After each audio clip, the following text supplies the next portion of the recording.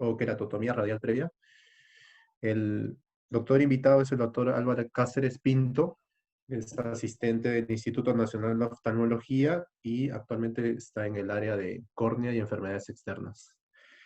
Junto con él va a exponer también el doctor Héctor Núñez, que es residente de tercer año.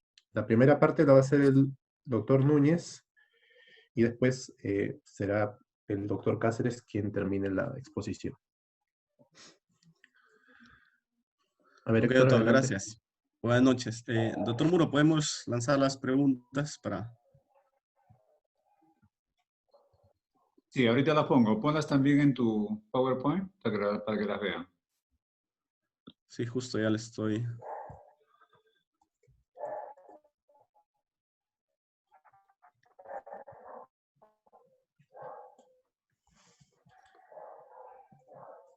Sí se ve, ¿verdad? Sí, sí se ve, sí se ve. Ok.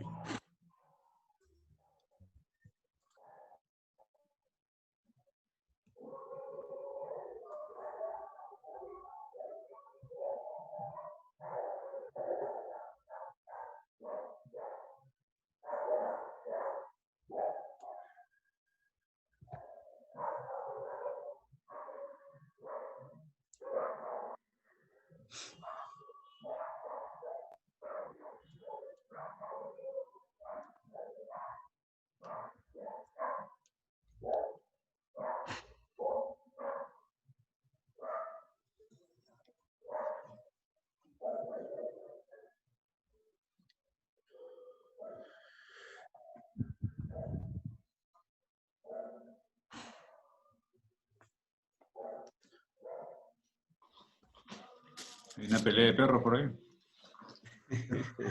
Todos están Ok, respondiendo. están que discuten la respuesta, doctor.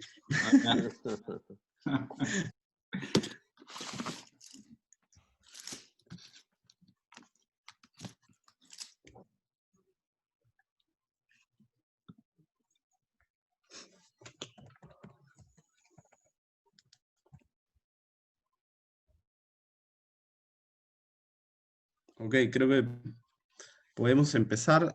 ¿Cómo va la votación? Ya va la mitad, ¿no? Casi 50 personas están votando.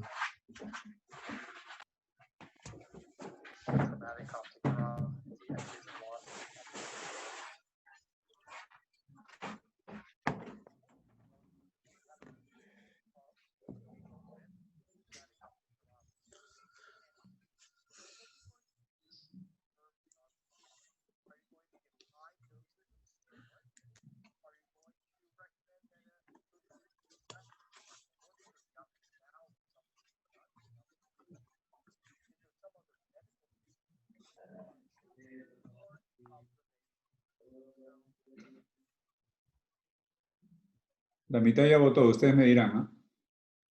Sí, creo que podemos empezar ya, doctor, para avanzar.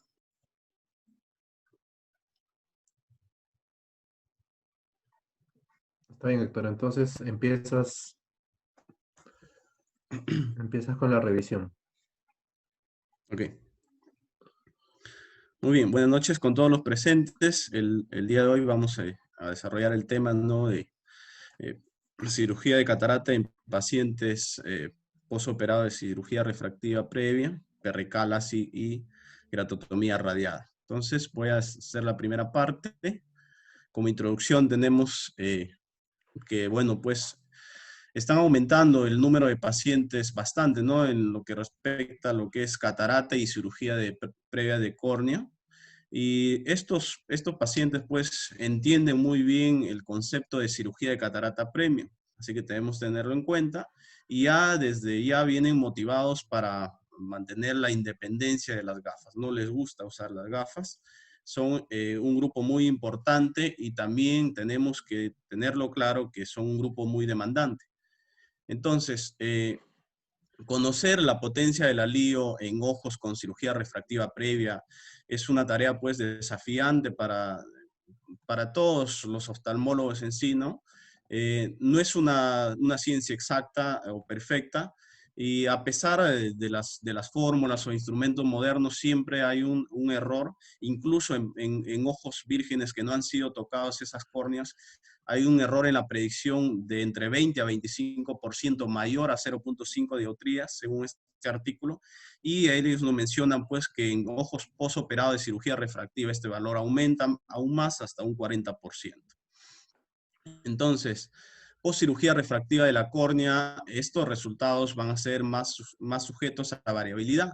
¿Y esto por qué? Porque hay tres cosas importantes, ¿no? El cálculo de la potencia del lío es más laborioso, hay incidencia de halos, glare, también hay mayor sensibilidad al contraste y calidad visual. Con lo que respecta al cálculo de potencia del lío, que es más laborioso, podemos decir que actualmente ya tenemos nuevos métodos de diagnóstico y cálculo, ¿no? de este lente, en el cual el ARCAS incluso menciona hasta un 63.3% de error menor a 0.5 dioptrías, incluso un valor de 94.2% menores a una dioptría en error del cálculo de este lente. También mencionar que actualmente ya pues tenemos un salto más, ya que no necesitamos con algunas fórmulas datos previos para hallar la potencia del lente.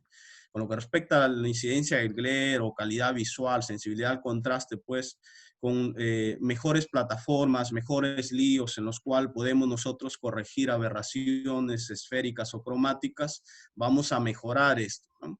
Así también con las posibilidades de ajuste, retoques o reversibilidad, incluso cuando el paciente no tiene una buena neuroadaptación, en el cual incluso se puede explantar el lente. Entonces, nos hacemos la pregunta, ¿por qué es tan difícil calcular el poder del lente intraocular después de la cirugía refractiva corneal?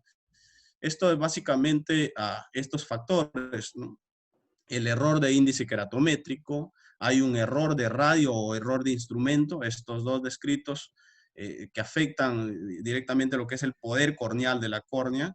Hay un tercer factor que es el error en determinar la posición efectiva del lente que va a ir posterior a la cirugía, y un factor no menos importante, la asfericidad. Entonces, el índice queratométrico, como ya conocemos, fue calculado por Helmholtz y modificado por Haval.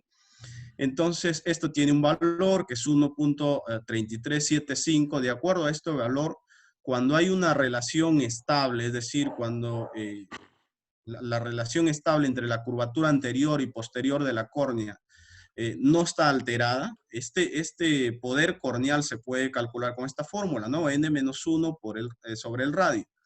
Lo cual con este índice queratométrico, por ejemplo, para una córnea de 7.5 milímetros nos da un poder de 45 dioptrías. Pero ¿qué pasa en estos pacientes que ya han tenido cirugía refractiva? Entonces hay un error de índice queratométrico en este poder corneal, ya que, por ejemplo, si cogemos el radio en la parte central de esta córnea donde ha sido ablacionada, donde va a estar más plana, el radio va a ser más corto, más pequeño. Entonces, al llevarlo a la fórmula del poder corneal, al tener un menor radio, vamos a tener un mayor poder corneal. Entonces, vamos a tener una sobreestimación del poder corneal y por consiguiente, pues, un lío subestimado, así como una hipermetropía post-cirugía. Esto es debido a que hay una pérdida de la relación estable entre el radio de curvatura anterior y posterior. Así también, esta misma pérdida de relación entre ambas curvaturas cuando hay ojos post-ablación hipermetrópica, en la parte central de este ojo, aparentemente, como está en punta, es un radio mayor comparado al paracentral, en el cual está deprimido, ¿no? Entonces, al tener un radio mayor en la parte central, y llevarlo a esta fórmula, entonces nos daría un menor poder corneal. Entonces estaríamos subestimando el poder corneal, lo que nos lleva a una sobreestimación del poder del lente intraocular y como consecuencia pues nos lleva a una miopía postquirúrgica. El segundo error, que es el error de radio o error de instrumento, esta suposición está realizada pues por la mayoría de dispositivos, los cuales extrapolan la curvatura corneal central a partir de mediciones o datos paracentrales. Entonces esto nos lleva también a errores de radio. Por consiguiente, entonces, como resumen, los ojos que han tenido la determinación del poder corneal en postcirugía de ablación miope, finalmente nos va a llevar a un defecto hipermetrópico postoperatorio, así como los con ablación hipermetrópica nos lleva a un defecto miópico postoperatorio. Entonces, la primera pregunta en la cual mencionaba, el error de cálculo del IO en pacientes postoperados de LASIK miópico lleva a un defecto refractivo postoperatorio del tipo. La respuesta sería hipermetrópico.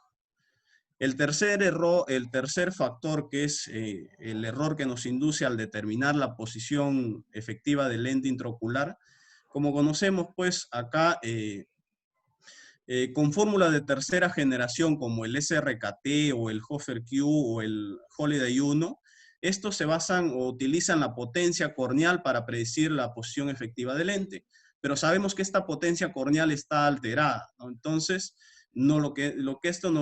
estas formas no nos van a llevar o nos van a conducir a un error de la posición efectiva del lente. Es decir, lo que vamos a tener acá, que es en córneas más curvas, la posición efectiva del lente va a ser más posterior, y en córneas más planas nos lleva a un error en el cual la posición efectiva del lente lo van a hacer más anterior.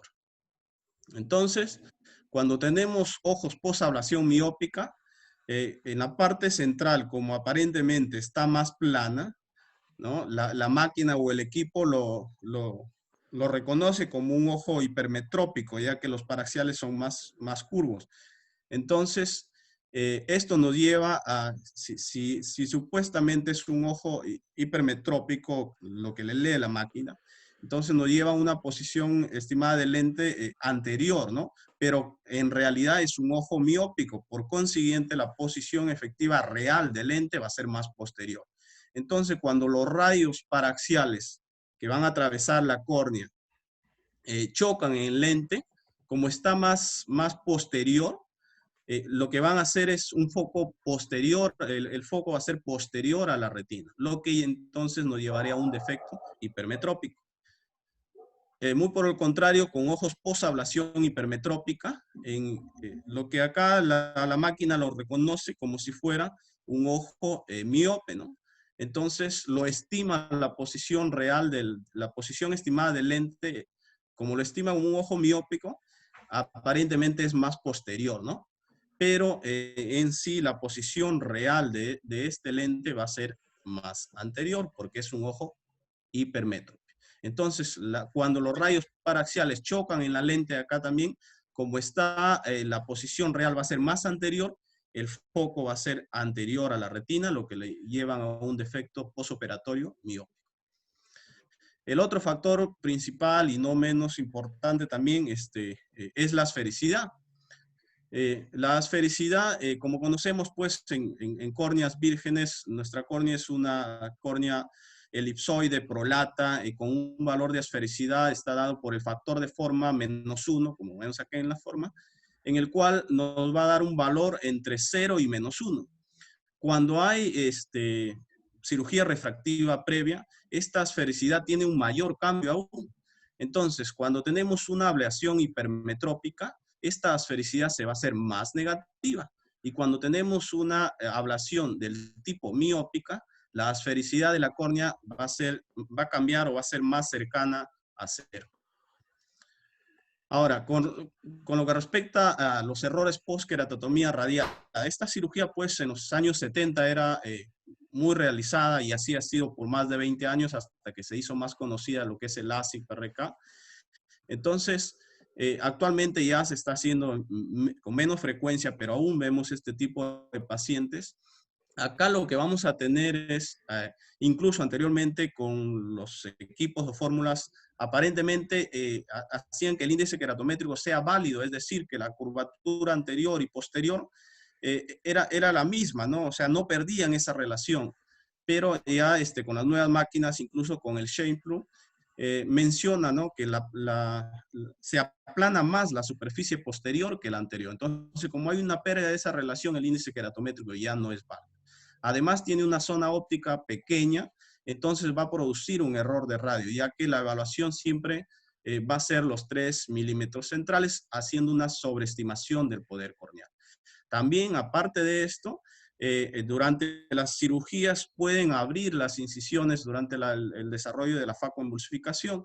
Esto genera como si recién se hubiera realizado la cirugía refractiva, se abren esas incisiones radiales. Entonces lo que produce es una mayor inestabilidad de la córnea y por lo tanto aplanando más todavía la parte central, que en algunos casos se pueden recuperar, pero en otros incluso ya pueden permanecer así más plano. Entonces, en consecuencia, todos estos factores lo que nos lleva es una sobreestimación del poder corneal. Por consiguiente, se subestima el poder del lente intraocular y nos deja un defecto hipermetrópico post-cirugía. Otro factor importante que debemos siempre tenerlo en cuenta, todo paciente que se le va a realizar cirugía de catarata y ha sido o ha tenido cirugía refractiva previa, se debe realizar sí o sí la topografía y aberrometría, ya que esto nos va a ayudar para identificar pues algunas patologías de la superficie ocular, como queratoconos, ojo seco, entre otras, ¿no? También nos va a ayudar a confirmar el tratamiento corneal previo, a confirmar si la ablación es central o periférica, la zona óptica que estamos evaluando, ¿no? Además, si la ablación es bien centrada, vamos a ver si en el caso que haya descentración, puede aumentar el coma y la pérdida del contraste en algunos casos. La aberrometría es muy importante, ya que algunos equipos incluso se basan en esto, como ya vamos a ver más adelante, para calcular la potencia del lío o también darnos información de los astigmatismos irregulares, la esfericidad, coma o algunas otras aberraciones de alto orden. Entonces, en la siguiente pregunta que decía, ¿no? ¿Son factores de error en el cálculo del poder del lío en pacientes con cirugía refractiva previa? Ya lo describimos, ¿no? Fue el error de índice queratométrico, el error en determinación de posición efectiva del lente y el error de radio de curvatura. En este caso, las respuestas serían todas. Ahora, les voy a mostrar un artículo, bueno, 3 artículos en realidad, en el cual en este primer artículo es un estudio retrospectivo en el cual lo que se evaluaba era los resultados visuales y refractivos en pacientes que fueron sometidos a queratotomía radiada y posteriormente a cirugía de catarata más implante de lío monofocal. Se utilizaron 28 ojos de 15 pacientes con catarata más queratotomía radiada previa, el cual se les hizo faco más lío y el cálculo del poder acá se hizo a través de la fórmula de doble K de Aramberry, en el cual esta fórmula utiliza la K preoperatoria para calcular la posición efectiva del lente y la K postoperatoria para calcular la avergencia, el poder en sí del lente. Los biómetros utilizados fueron el OcuScan de Alcon más el Lion Master 500 y 700 de Zeiss. ¿Qué encontraron acá? Con lo que respecta a la refracción, los resultados visuales mejoraron, ¿no? El cual el equivalente esférico, como vemos en la imagen superior, de -1 mejoró a -0.75 a los 6 meses de seguimiento, el cual fue parecido, incluso no cambió, no hubo un mayor cambio a los 12 meses de seguimiento. Y también con respecto al error predictivo absoluto, la mayoría, el 60% de ellos, como vemos en la imagen B, y en la C también, que la B es a los 6 meses y la C a los 12 meses, están dentro de +-1 dioptrías. Y incluso el 40% de ellos se encontraban entre +-0.5 dioptrías.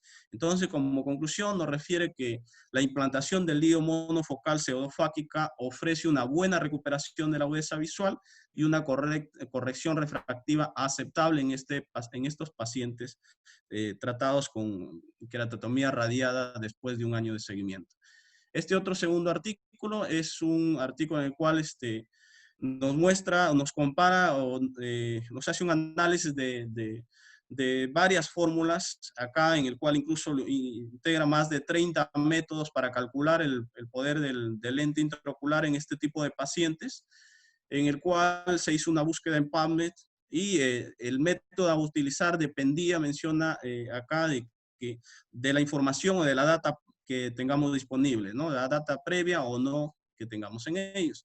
Entonces, por ejemplo, estas fórmulas de la izquierda, en el cual se utilizan siempre y cuando tengamos queratotomía preoperatoria o cambios refractivos disponibles.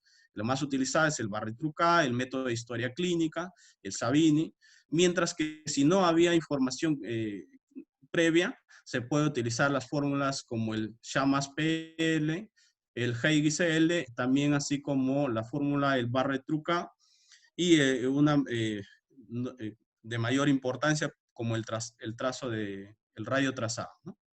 Entonces, describe, por ejemplo, algunas de ellas, acá lo voy a nombrar rápidamente, ya que el doctor Cáceres también lo va a ampliar más en la segunda parte. El Barrett-Trucá, por ejemplo, es una modificación del Barrett Universal 2 y el K, y acá necesita pues el cambio refractivo post PRK o LASI. Acá tenemos un error predictivo absoluto de hasta 67.9% con menor a 0.5 dioptrías. Está disponible para ingresar los datos y el tratamiento de ablación previa que haya tenido, más los otros datos para que de esta manera calcular la potencia del lente. El método de historia clínica no lo voy a tocar ya, porque esto, bueno, fue un gol estándar por 20 años, pero actualmente ya tiene muchas limitaciones porque pide mucha información previa y a veces no lo está, o es errónea, y esto afecta seriamente el poder del lío. Entonces, por lo cual estos datos son ya menos precisos, es uno de los menos precisos. La fórmula Heigis-L, sí, estas en la práctica diaria, incluso es uno de los más utilizados, está disponible en el equipo del IOL Masters de SAIS, tiene un error predictivo absoluto menor a 0.5 dioptrías hasta en el 64.3% de los pacientes, y no calcula, es un poco más precisa, ya que esta no calcula la posición efectiva del lente en base a la curvatura anterior, sino más bien lo hace en base a la profundidad de cámara anterior. Además, utiliza una curva de correlación para compensar los errores de radio de medición e índice de queratométrico, que está disponible también en el módulo de queratometría del IOL Master, y se usa dependiendo el tipo de ablación previa que se haya realizado. Entonces, cuando viene esta pregunta de las siguientes fórmulas de cálculo de poder del lío en los pacientes con cirugía refractiva previa, es más precisa, como les mencioné, de estas, la Heigis-L, ya que esta tiene menos error porque no utiliza el poder corneal o la queratometría corneal para calcular el poder del lío. Mientras que el SRKT, el Hofer-Q y el Holiday 1 son de tercera generación y se basan en el poder corneal, el cual está alterado. La fórmula del Barrett-Trucá, también, bueno, a diferencia del otro, el sin datos históricos, también tiene buenos resultados, está disponible en las páginas, la última versión, el 2.5, que está disponible para ingresar los datos, incluso también se utiliza para el queratocono, y el doctor Cáceres también lo va a tratar más adelante. El cálculo del lío por el ray tracing, también este es muy utilizado y muy preciso, se basa en el trazado de rayos en cada superficie óptica, que va a ir desde la película lagrimal hasta la retina, tiene un error predictivo absoluto menor a 0.5 dioptrías hasta en el 71.4%. Comercialmente está disponible como el Oculus o el Phaco Optics, y tiene ventajas, ¿no? Por ejemplo, no usa índice queratométrico, es decir, se basa en datos de curvaturas reales de ambas superficies corneales. No hay error de radio también, ya que esto lo hace sobre todo al calcular cualquier diámetro corneal, no necesariamente la parte central o los 3 milímetros centrales, sino tiene mayor área, mayor diámetro de cálculo. Y también no hay error de fórmula, ya que se calcula la posición efectiva del lente sin considerar la curvatura anterior.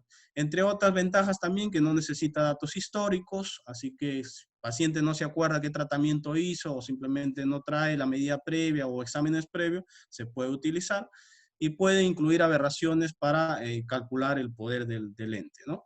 Incluso se puede utilizar también los datos del Galilei, del Pentacan, del Sirius, o lo que utilizan en la práctica también, por ejemplo, en el IOL Master, que es el TK, que es la queratometría total. En el caso de refracción afáquica, rápidamente para mencionar acá, pues que antes, por ejemplo, se hacía sentado, en el cual se llevaba al paciente a otra sala después de 30 minutos de la cirugía que se ha extraído el lente para recién calcular la potencia de este lente, pero actualmente se puede hacer acostado, en el cual se hace una refracción afáctica. El optómetra rápidamente lo calcula en el intraoperatorio si hay el equivalente esférico, y eso se va a multiplicar por este factor 2.01449, obteniendo el valor, el poder del lío. Pero actualmente lo que más están usando es el sistema Hora.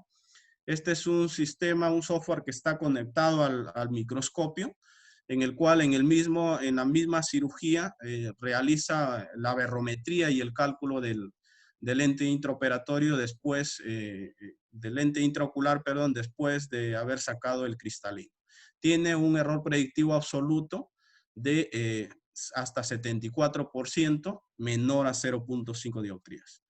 Entonces, para presentarles, ¿no?, los cuadros de este estudio, de este artículo, en el cual los que utilizan data previa, en el cual tenemos el Barrett-Trucat, el 67.9, el Masket en 73.3, el Savini hasta un 70, con errores de porcentaje menores a 0.5 dioptrías, mientras que los que no utilizan data previa, tenemos al Barrett-Trucat también sin historial previo, hasta un 63.3, el Hagi's-L, como vemos, hasta un 69%, menores a 0.5 dioptrías. El OCT también tiene un valor hasta 72.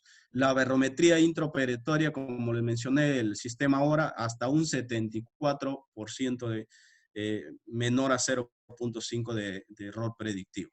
El Shamas también es uno de los utilizados. Entonces, este es otro artículo, le voy a mostrar otro artículo, en el cual este es básicamente un estudio prospectivo, comparativo, no randomizado.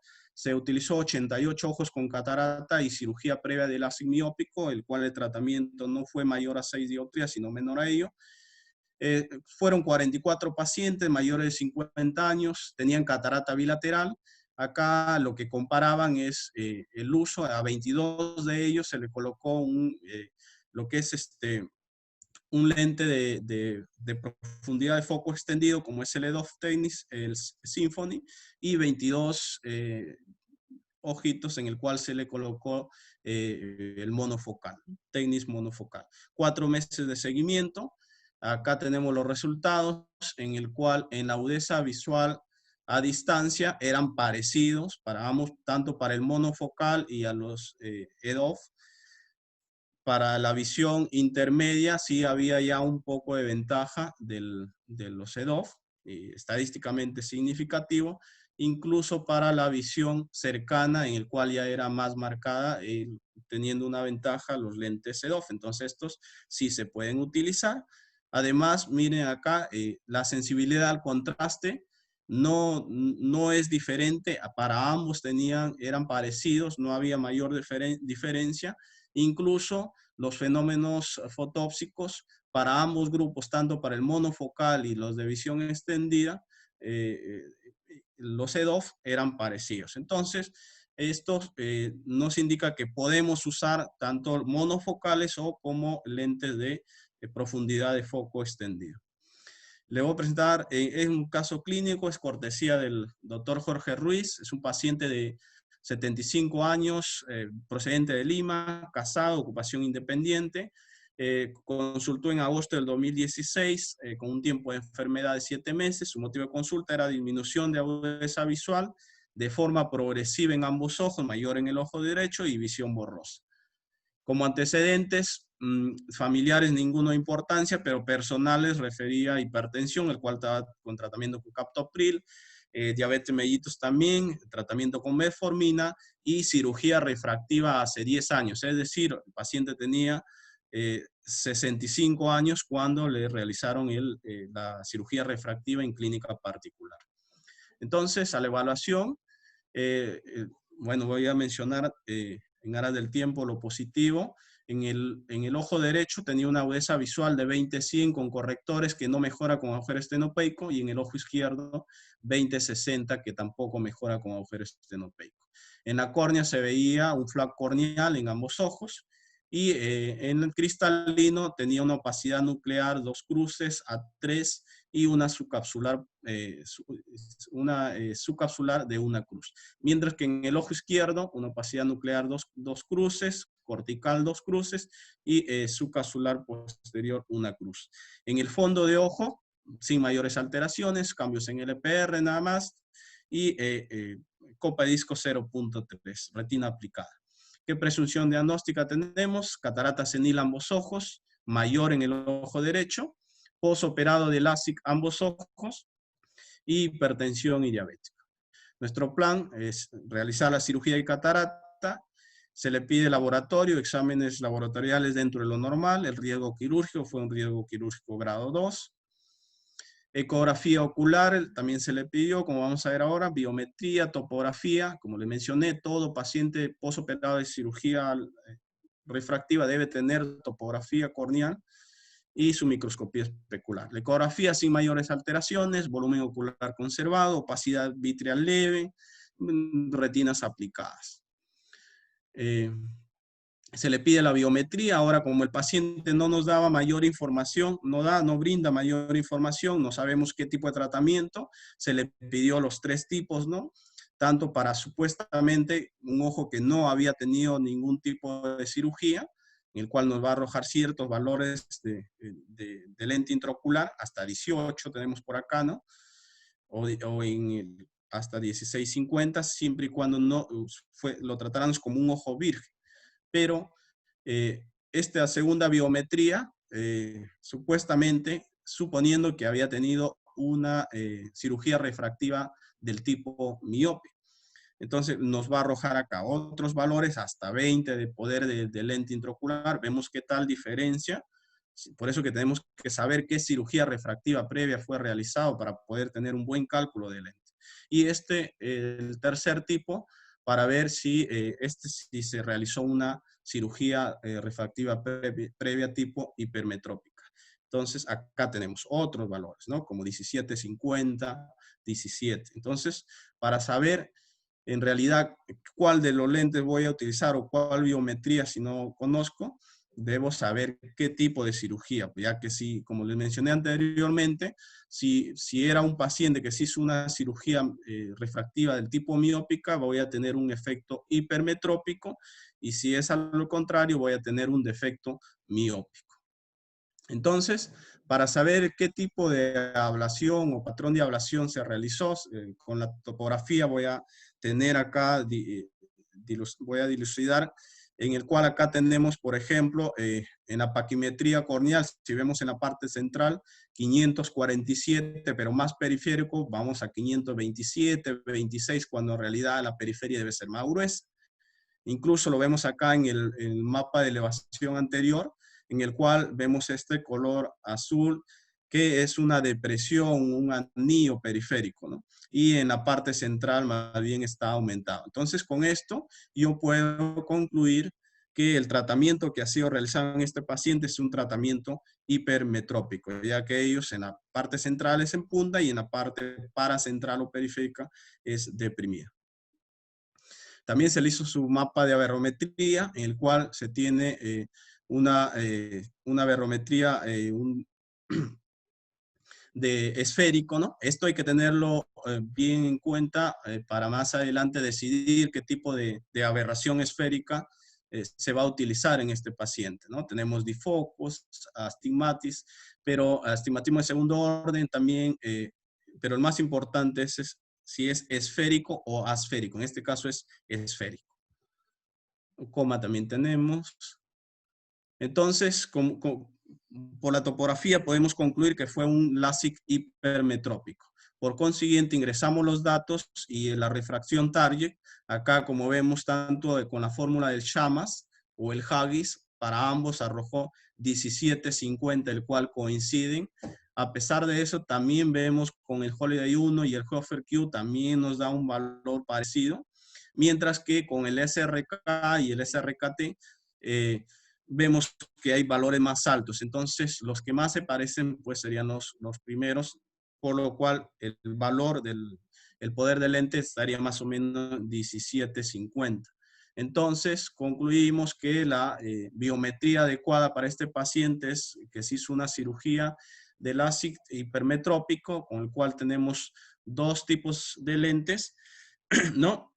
El IQ, en el cual vamos a saber qué tipo de aberración esférica tiene, y el Alcon SA60AT con 1750 puedo también usarlo. Entonces, como vimos ahí, tenía una aberración esférica.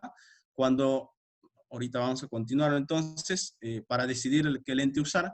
Con la microscopía especular no había mayores problemas, buena densidad celular.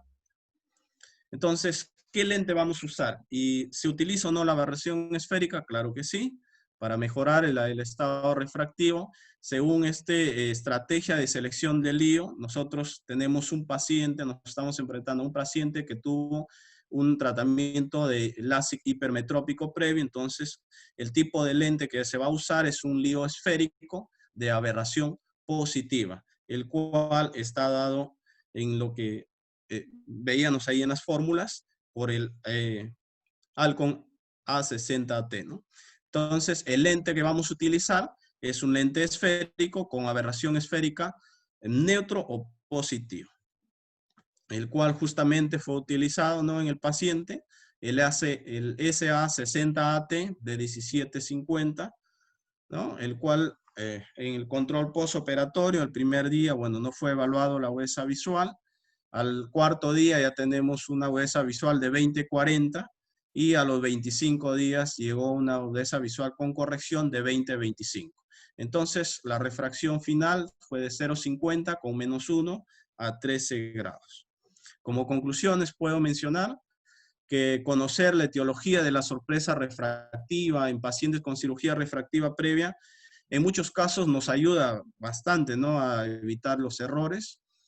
Es de gran importancia tener que usar la topografía en la queratometría y en los diagnósticos de aberraciones para mejorar el estado refractivo final, así como también el cálculo de la potencia del lente intraocular después de la cirugía refractiva de córnea va a conducir a resultados relativamente precisos, hasta un 60-70% con errores menores a 0.5 dioptrías.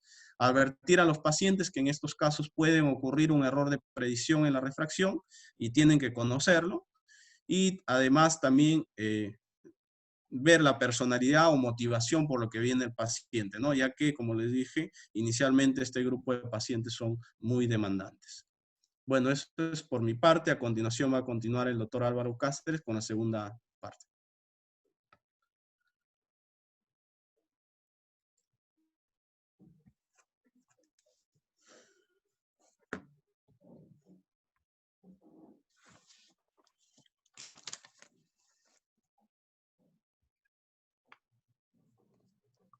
Ahí, ¿se me escucha? ¿Sí? Perfecto, doctor. Ok. Muchas gracias, Héctor. Muy buena tu presentación. Vamos a compartir mi pantalla. A ver, un segundo.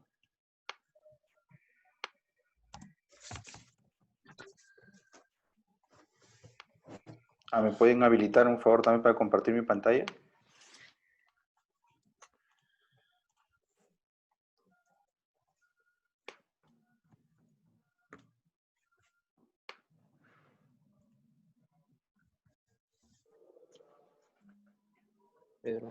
Pedro, ¿puedes ponerlo como Pedro? A ver, Ya. Álvaro. A ver, creo que sí A puedes, ver. Álvaro. A ver. Claro. A ver.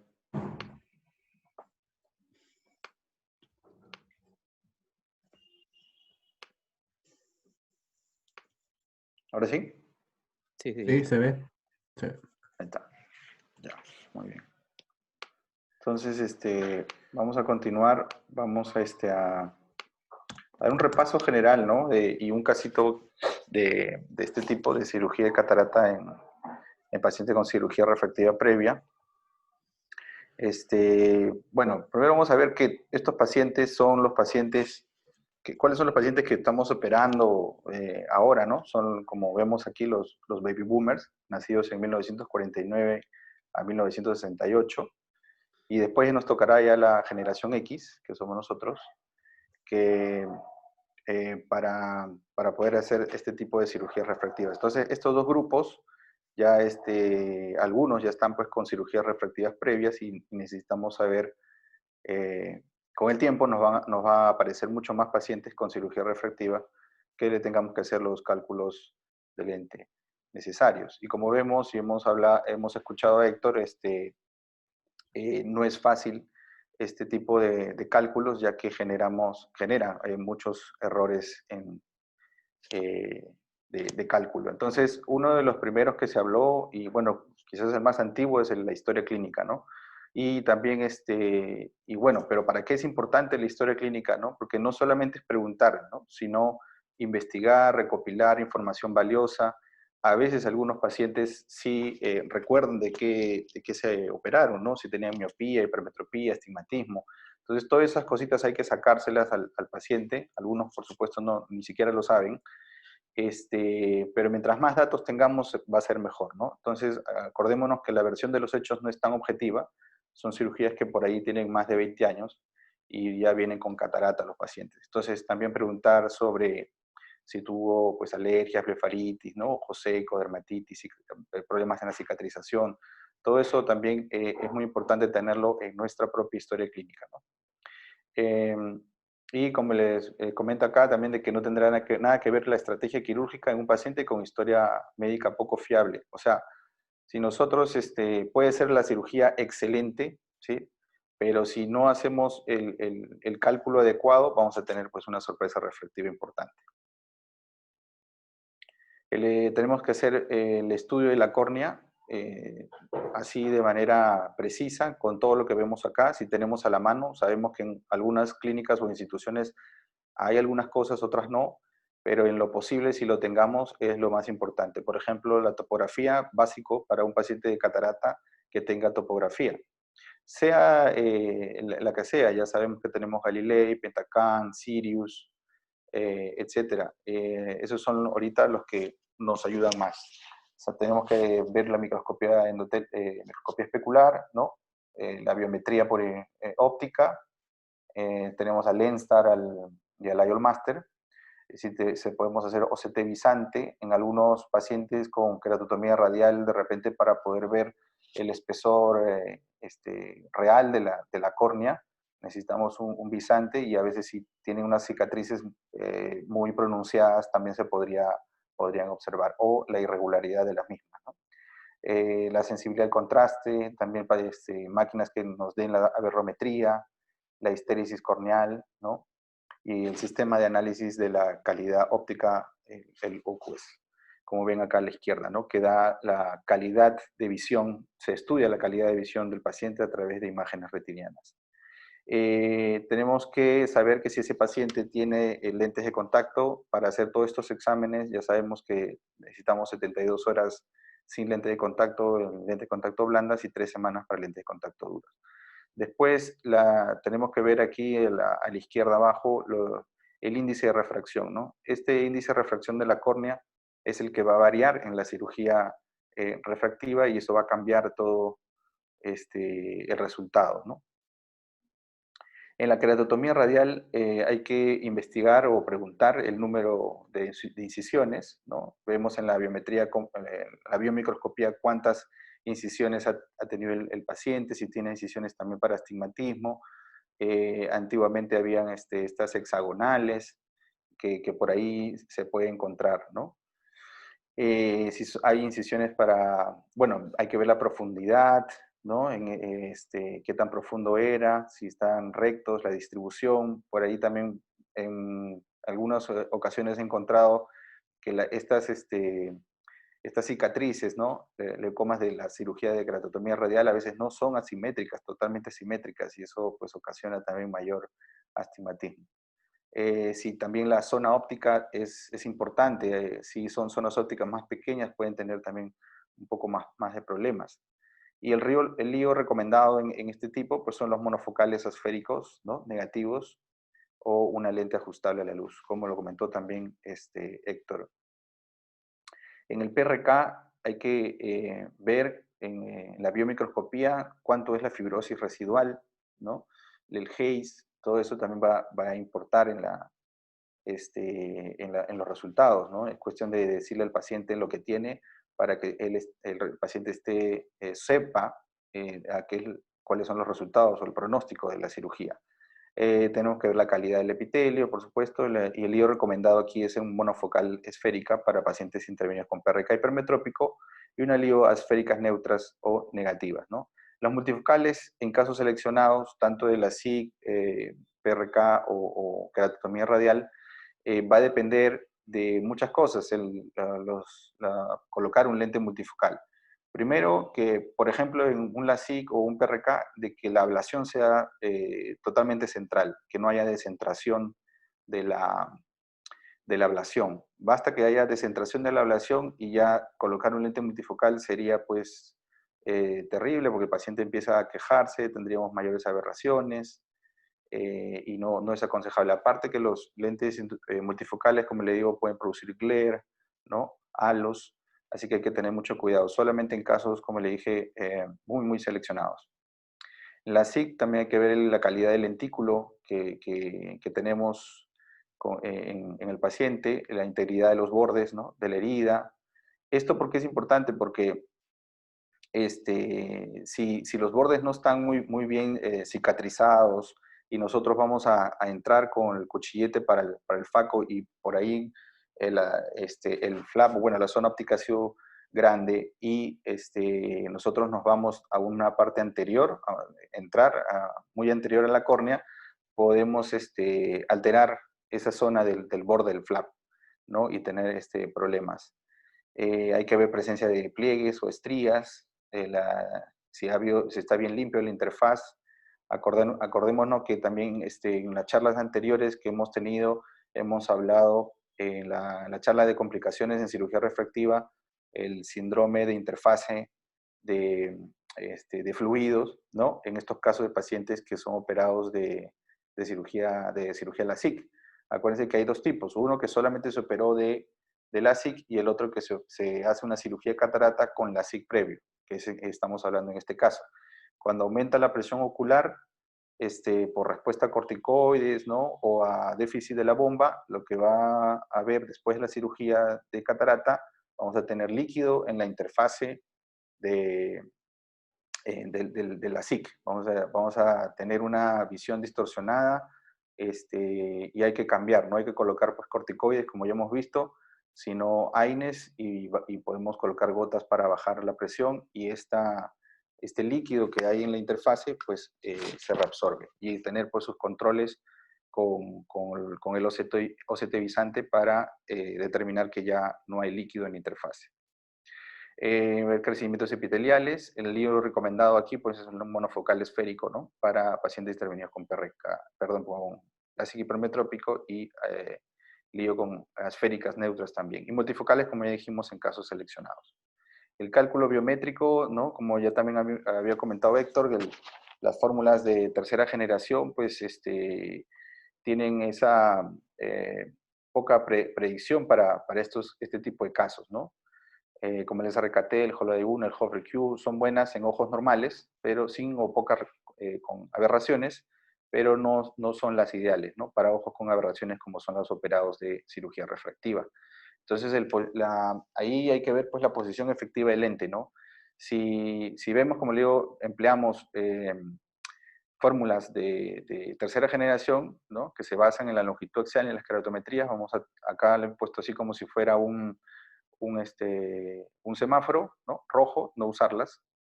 Si tenemos a HOVRE-Q, que se basan pues, en una ecuación de curva de la lente y las keratometrías, podríamos usarlas en el caso que solamente tengamos esa, pero las mejores son las de cuarta generación, la de Haggis, Olsen, ¿no? O la de 2 que se basan ya en el grosor del cristalino y en la cantidad de la cámara anterior, la medición de la cámara anterior. Entonces, ¿cuál es el error? ¿No? ¿Cuál es el error? Ya hemos hablado. El error está entre el cambio en el poder total de la córnea, ¿sí? En estos pacientes, cambiando el índice de refracción de la córnea de 1.337, el cambio en la curvatura de la córnea y el cambio en la posición efectiva del lente. Entonces, a través de esos son los errores que hacen que la predicción no sea muy buena.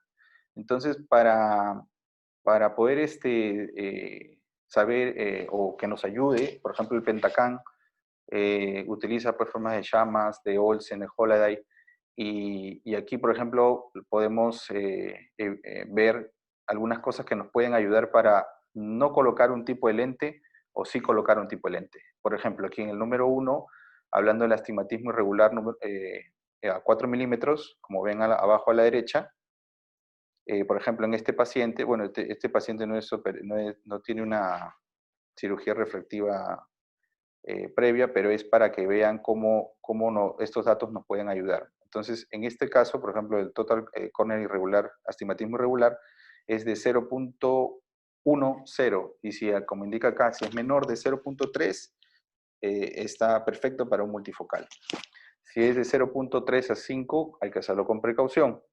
Y si es mayor de 0.5, está totalmente contraindicado un multifocal, ¿no? En estos pacientes. En el número 2, hay que ver también lo que es la forma corneal en el mapa sagital y ver esta relación entre la cara anterior y la cara posterior, que debe ser 82.2%, ¿no? En este caso tiene 82.8, es normal también. Y la aberración esférica a los 6 milímetros, como está acá, esa aberración, en este caso, de este paciente es 0.09, y acá es cuando es menor a 0.1, se puede usar una LIO neutra, ¿no? O esférica, y si es mayor de 0.1, una LIO esférica negativa. ¿Ok? Y para terminar, el astigmatismo que está acá en este recuadro, el astigmatismo del 5K, que es el astigmatismo corneal total, ¿no? A través de wavefront a los 4 milímetros, es menos 0.3 en el paciente, y como dice acá, es normal si es menor de 0.7, ¿no? Y el astigmatismo regular, si es mayor de 1, lógicamente se puede usar una LIO tórica, ¿no? En este caso, tiene un astigmatismo el paciente 0.4, ¿no? No es necesario una LIO tórica.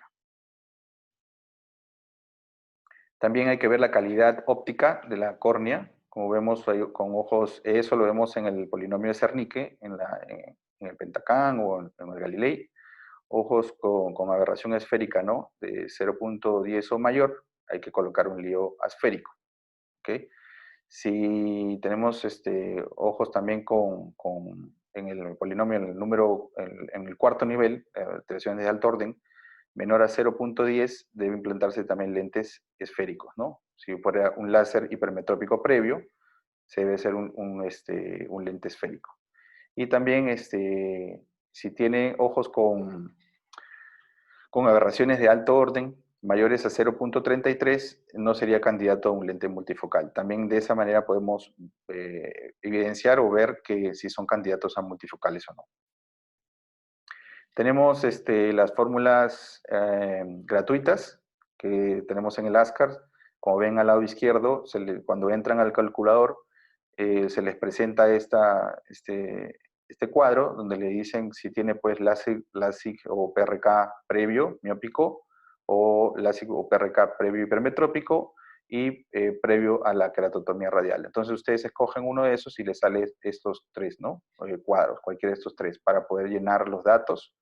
Ahí les van a pedir, por supuesto, el nombre, el ojo, el lente que quieren usar, ¿no? La refracción target y los datos pre-LASIK, como le digo, que a veces lo tenemos, a veces no.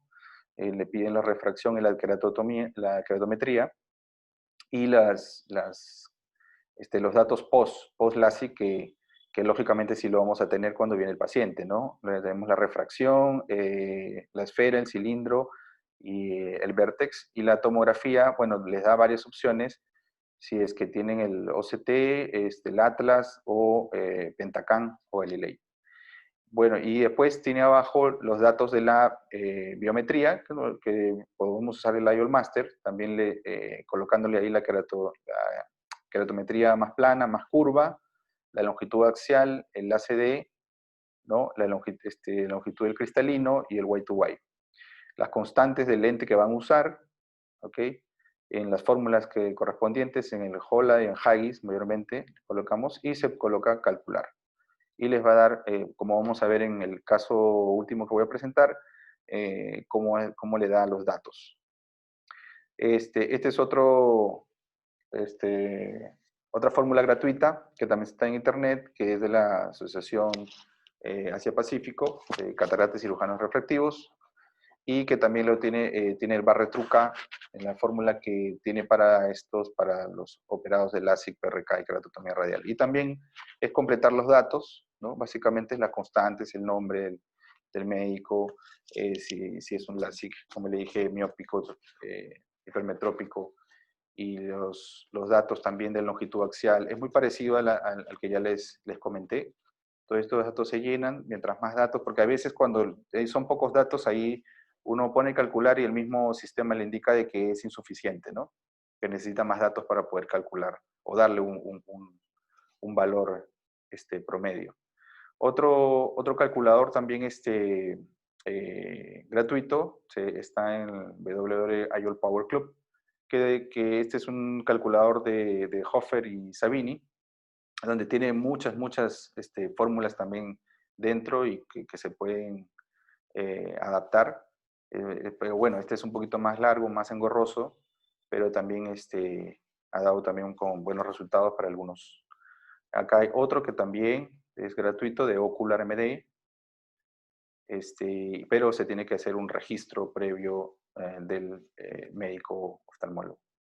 Tenemos, bueno, el Panacea, que ya ustedes lo conocen, del doctor David Flickler, de Costa Rica, y también se puede bajar del Apple Store con el nombre de Panacea IOL Calculator, donde le da también muchos instrumentos, muchas cosas que pueden hacer, y una de esas es calcular pues, el lente y darle una variación del lente posible que puede ser, ¿no?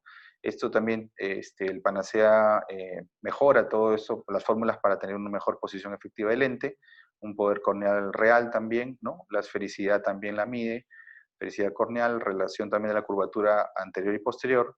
Hay que usarlo también con los datos del Pentacan, del Lenstar o el IOL Master, ¿sí? Y como vemos también la refracción, se puede hacer refracción intraoperatoria. Esto le traigo a acotación porque, bueno, hace un tiempo yo hice fellow en el 2012, y cuando estaba haciendo el fellow para este tipo de pacientes, lo que se hacía básicamente era, al tener se hacía el calculador de Lascars, y le hacíamos varias topografías con instrumentos, con diferentes topógrafos, y hacíamos pues todo el promedio, tenía que coincidir. Cuando coincide, pues por supuesto es mucho mejor, sabemos que el pronóstico va a ser mejor. Y después cuando se hace la cirugía, estamos en plena cirugía, se va con una serie de lentes a la sala de operaciones, que nos indica el Ascar, ¿no? En el Ascar no te va a dar un solo lente, sino te va a dar un rango, ¿no? Por ejemplo, entre 22 y 24, o 22 y 25. Entonces se iba con todos esos lentes, y cuando se terminaba, se hacía la faco, sacaban el lente, ya estaba fáquico el paciente, venía el optómetra y le hacía una refracción intraoperatoria. Por ejemplo, le salía 13, supongamos, de dioptrías. Esto lo multiplicaba por 1.75, que es la de Macul, y le daba, por ejemplo, 23, ¿no? Entonces, esa refracción intraoperatoria, si coincidía con lo de Lascars, ese lente es el que se le ponía al paciente, ¿sí? Ahora, bueno, ahora ha variado porque, lógicamente, el ORA ya te hace una refracción intraoperatoria, aparte, pues, alinea lentes intraoculares tóricos, etcétera, ¿no? Tiene muchas funciones más, pero una de ellas es la refracción intraoperatoria. Ya no es necesario que el optómetra vaya y esté ahí haciendo la refracción. Tenemos el último para terminar, un caso clínico, un varón de 68 años, ¿no? Con tiempo de enfermedad de 6 meses, que le había disminuido la visión, la agudización visual en ambos ojos, más en el ojo derecho. Tenía antecedentes de dislipidemia, nefropatía y keratotomía radial miópica en el año 93. Bueno, a la biomicroscopía, pues se le vio que tenía esas incisiones de keratotomía radial en ambos ojos, tenía una opacidad nuclear más o menos 2 cruces en ambos ojos, al fondo de ojo se le veía una degeneración latiz en ambos ojos, y por eso se lo envié al especialista en retina. El especialista en retina vio zonas adelgazadas en el ojo derecho, periféricas, donde le colocó fotocoagulación láser, solo en el ojo derecho, el izquierdo no fue necesario, y vino pues con este tipo de agudeza visual, ¿no? 20-100 sin corrección y 20-30 el ojo izquierdo. La refracción era menos 350 el ojo derecho y menos 1.25 el ojo izquierdo. Como ven ahí en las fotos, ¿no? Tenía un poco de catarata y las incisiones. La cirugía en el ojo derecho fue el 14 de agosto del 2018 y en el izquierdo fue el 30 de octubre de ese mismo año. Bueno, me van a disculpar que no he podido colocar el video, pero en el video básicamente lo que hay que tener en cuenta en estos pacientes de queratotomía radial es de que cuando uno entra con el cuchillete a la incisión principal o la incisión accesoria, lo que uno debe entrar entre las incisiones, ¿sí? Entre las incisiones. Si tenemos un espacio importante, podemos entrar en las incisiones, porque si colocamos la incisión por debajo de la incisión, podemos tener un poco de problemas. Entonces, y ahora, si tiene muchas incisiones y no se puede colocar no hay el espacio del cuchillete de 2.2, entonces se tendría que hacer de manera escleral, ¿no? O el limbo o la esclera para tener esa entrada y no alterar las incisiones. En algunas cirugías, bueno, cuando se realiza este tipo de cirugías y la fluídica pues aumenta en la cámara anterior, cuando son pacientes que tienen incisiones corneales todavía muy frescas, se puede ver que se abren, ¿no? Entonces, aparte que la cicatrización, como sabemos, puede abrirse estas heridas en cualquier momento, ¿no? No necesariamente que tenga 10, 20, 30 años de cirugía de queratotomía radial, no va a ser de que se abran las heridas, se podrían abrir, ¿no? Las incisiones. Hay que tener por eso cuidado con eso. Y una vez que ya se entra, pues la FACO con mucho cuidado se hace de manera normal, teniendo en cuenta, acuérdense que el fondo de ese ojo es miope, ¿no? Y hay que tomarlo o hacer la cirugía como si estuvieses operando a un miope con todos los cuidados. El paciente, bueno, tenía su recuento endotelial en el ojo izquierdo 2506, en el ojo derecho 2532. Tenemos acá la topografía. Como vemos, algunas curvaturas inferiores son más planas, ¿no? 39, con astigmatismo de 1, la esfericidad de 0,46, el grosor de la córnea está en 589, la más fina. Tenemos este patrón donde vemos en la paquimetría que la parte periférica todavía se mantiene gruesa y la parte central pues más delgada. Eso, como sabemos, es un patrón de queratotomía por miópica, ya que va a aplanar la parte central de la córnea, ¿sí? Luego, seguimos en el ojo derecho, tenemos todos los valores que están pues más alterados que lo que habíamos visto anteriormente, cuando les había indicado los valores. Y acá también la imagen de OCT, tipo OCT del Pentacam. En el ojo izquierdo también igual, bueno, córneas mucho más planas, de 38, tanto curva como más plana. Y el astigmatismo sí es muy poco, 0.1, tiene un poquito más de asfericidad, 0.76, ¿sí? Igual también un poquito de descentración, como ven en la parte de espesor paquimétrico, descentración de la aplanación de la queratotomía radial, con grosores de 584. Entonces, igual acá también tenemos el Catarata Report con estos valores, que ya sabemos, por supuesto, este paciente multifocal no podía ser porque por toda la aberración y, como le digo, no está centrado la aplanación de la cirugía. Acá la biometría con estos valores también mucho más bajos, un poco más bajos que la topografía. Y aquí más o menos teníamos, con Haggis nos sale 15.5 en el ojo derecho y el ojo izquierdo 16.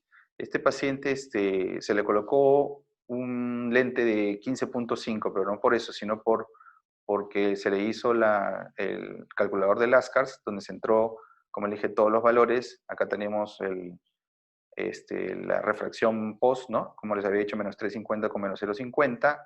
El Pentacam, los valores a 4 milímetros de total corneal power y el grosor de la córnea mínima de 589. Aquí en el IOL Master, la K1 y la K2, la longitud axial, el ACD, la constante, bueno, en estos casos el SRKT y el Holaday, y el Y2Y. Y entonces nos indica ahí, como ven abajo, valores de promedios de 14.9, pero con mínimos de 14.4 y máximos de 15.25. Entonces, quise colocarle 15.5 a ese paciente, perdón. Allá, ese es el ojo derecho y el ojo izquierdo salió con un promedio de 15.9, con un mínimo de 15.3 y un máximo de 16.5. Entonces a los dos ojos le puse 15.5. Entonces, la refracción, que fue el 22 de ahora, lo pude ver al paciente hace poco, y está con una refracción de más 1.50, llegando a un 20-20 menos, y un más 0.75 con 20-20 menos también. Álvaro, ¿qué lente le pusiste? Un Technis ZB00, si no me equivoco. Sí, acá no me olvidé ponerlo. Es un Technis. Bueno, y tiene el paciente para esto, como sabemos ya el paciente se le explica y se le hace un consentimiento informado especial. Eso es también lo que tiene que recalco, ¿no? Porque como ya sabemos, se le dice al paciente de que su córnea ya fue tocada, ya fue con cirugía y que los cálculos lógicamente no van a ser los más precisos, pero se va a hacer todo lo posible para hacer que el cálculo sea lo mejor posible. Entonces el paciente tiene que estar consciente de eso y también consciente de que puede necesitar lentes, ¿no? Posterior a la cirugía de catarata, por supuesto, para corregir ese error que puede haber quedado. Bueno, el paciente ahorita está contento, pues él tenía 20-100 en el ojo derecho y 20-30 en el ojo izquierdo, y está contento, utiliza estas gafas de 1.5 y 0.75 con 1.75, si no me equivoco, de visión cercana, y bueno, como le digo, ha estado bien y tranquilo, sabiendo, como le dije, lo que puede ocurrir. Eso es importante, y también las sorpresas refractivas que pueden llegar también. De repente hay sorpresas refractivas mucho más grandes que ahí sí se quedan más inconformes, ¿no? Bueno, eso es lo que les quería traer. Muchas gracias. Si hay alguna pregunta. Muchas gracias, Álvaro, y muchas gracias, Héctor, por la exposición. Dentro de los participantes también está el doctor Carlos Arce, que también ha escuchado buena parte de la exposición. Él trabaja en el Hospital de Ojos de Sorocaba y es médico peruano residente en Brasil. Álvaro, una pregunta. Con respecto a tu caso, ¿qué aberración esférica tenía tu paciente, y el Technis, qué aberración esférica produce? No tengo el dato del mapa aberrométrico que tenía ahí, pero produce pues una aberración esférica positiva. Y bueno, no teníamos la posibilidad de colocar, pues, ¿no? Un lente de que sea neutro, ¿no? Teníamos solo la mano pero como ven, la variación el paciente no se ha quejado de molestias en ese sentido, ¿no? Te decía esto porque, por ejemplo, en el caso del doctor Ruiz, en el mapa del Wavefront, él mostró que la aberración esférica del LASIK hipermetrópico era negativa y le escogió un lente de Alcon, de la casa Alcon, SA60T, que tenía una aberración esférica positiva, me parece, ¿no, doctor Ruiz? Es esférico. Es esférico, ¿no? Entonces ahí, o sea, estaba elegido, sí, estaba bien elegido, ¿no? Y me parece que el Tecnis tiene una aberración esférica negativa y en el post-RK hay una aberración esférica negativa. Claro, el resultado fue excelente también, Álvaro, solo que me parece eso, me Sí, parece. sí, sí. Entonces de repente se podía haber colocado un lente parecido al del doctor Ruiz, ¿no? Exacto, sí. Sino que en ese momento a veces no, como le digo, no lo tenemos ahí a la mano. Pero sí, tienes razón. Este, de ahí quería hacer otro aporte. En el caso del doctor Ruiz, claro, se vio que era tenía una ablación hipermetrópica, pero también se puede ver eso en el valor de la excentricidad al cuadrado que es lo mismo que la esfericidad, pero con signo negativo, ¿no? Que tenía un valor positivo, pero el valor creo que era 1.3, y como tiene un signo negativo, tenía una aberración, una esfericidad negativa que se presenta en ablaciones hipermetrópicas. En el caso Este, del doctor Ruiz, lo que pasa es que si ves la topografía, tiene unas curvaturas que no eran muy, muy sutiles. Justo hablaba con Héctor eso porque no te das cuenta en el mapa de Galilei, en la parte de la paquimetría, no se llega a determinar bien un patrón exacto, ¿no? O sea, no es como que tú miras y dices, ah, este paciente lo han operado de la SIG miópico o este lo han operado de la SIG hipermetrópico. No, en la escala de colores, esto no se veía muy bien. Entonces, me parece muy bien que el doctor Ruiz en ese caso pues haya tenido esas tres posibilidades, ¿no? De colocar en el IOL Master si fue un paciente miópico, hipermetrópico y ya con la longitud axial, por ejemplo, en el IOL Master ya tú te das cuenta, ¿no? Si es un paciente miope o hipermétrope y vas dando cuenta. Pero sí, si uno mira la topografía así de frente, no habían unos cambios significativos en la curvatura y en el mapa paquimétrico que te indicaran que ese paciente qué tipo de ablación tenía, ¿no? No sé si lo viste, Héctor lo mostró. sí, sí lo vi, sí lo vi. Uh-huh. Me gustaría, invitar al doctor Arce si pudiera hacernos algún aporte para seguir aprendiendo de él, si podría conectar su micro. Hay que darle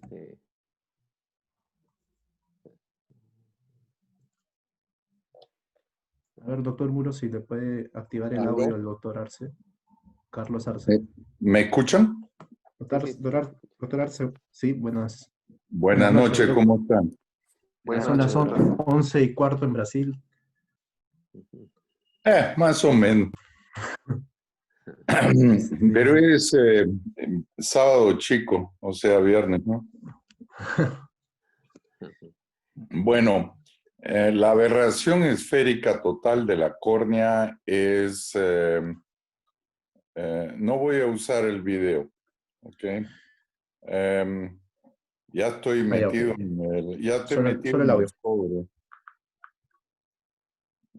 en la cama a esa hora. Bueno, mira, la aberración esférica total de la córnea es positiva en córneas normales, va de 0 a 0,30 micras, porque en dioptrías tiene el signo contrario, eso confunde a veces.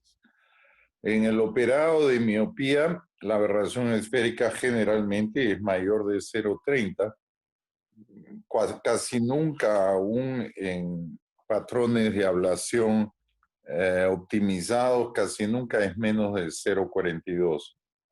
Y en patrones de zonas ópticas pequeñas puede llegar hasta 0,90 o más.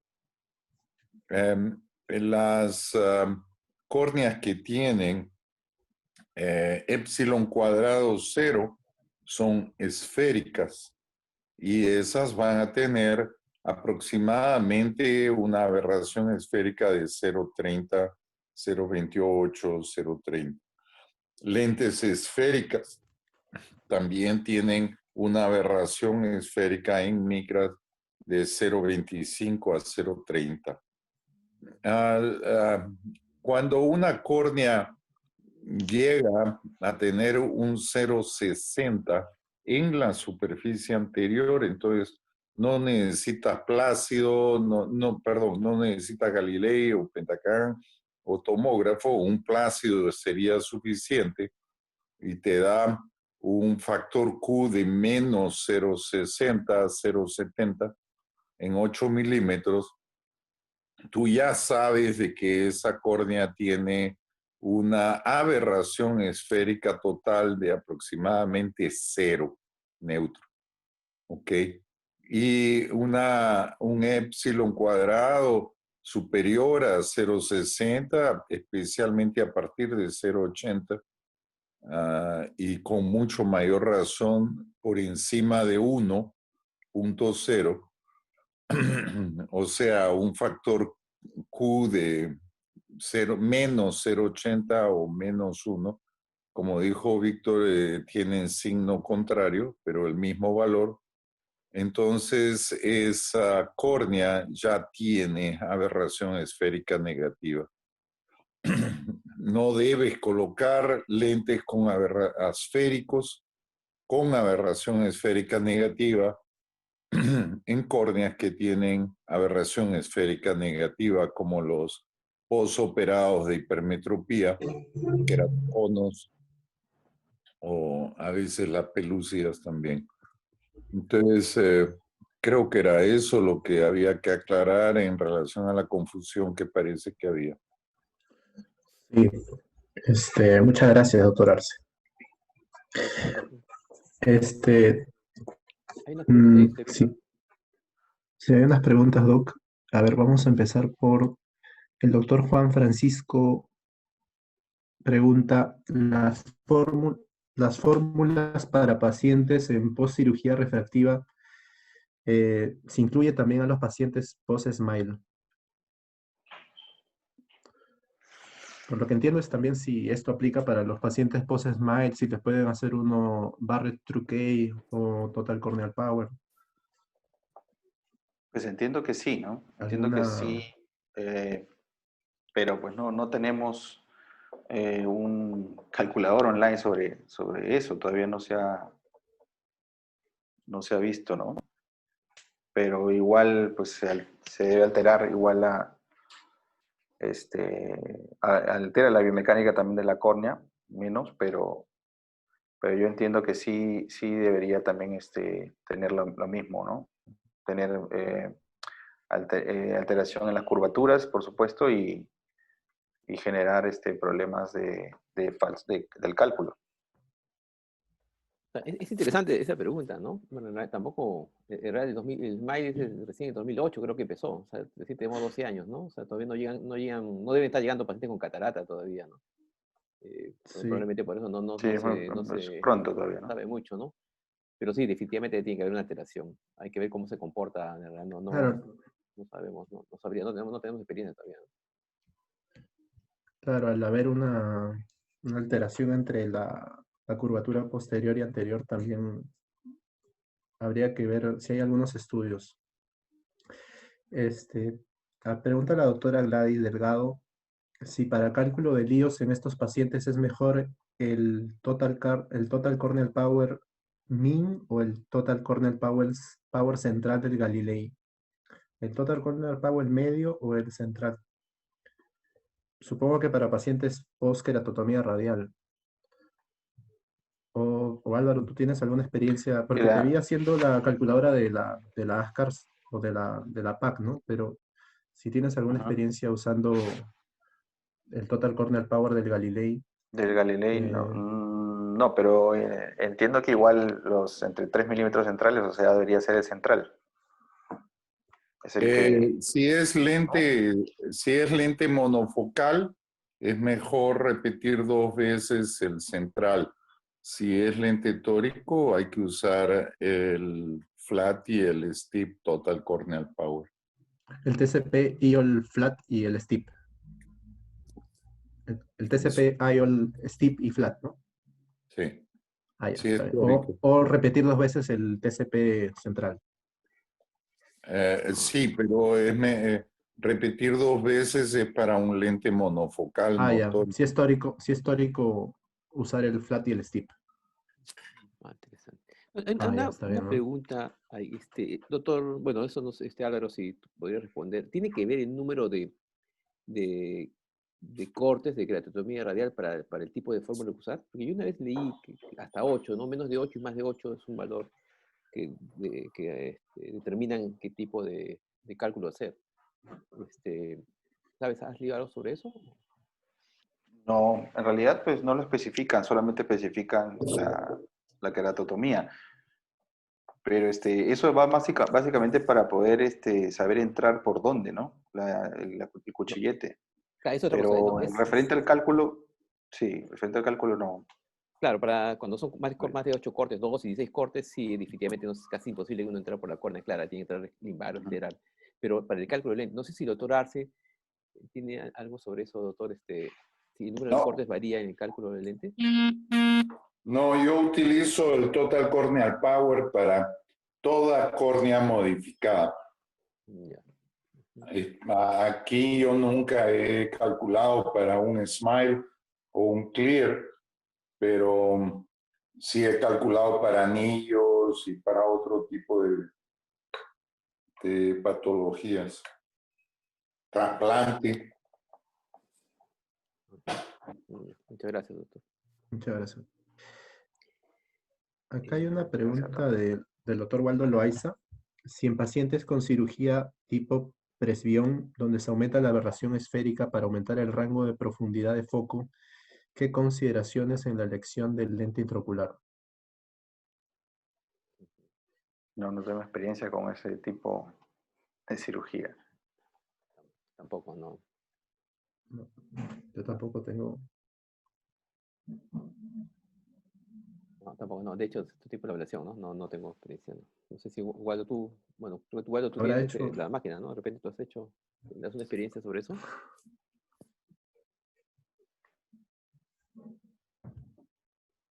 A ver si levanta la mano.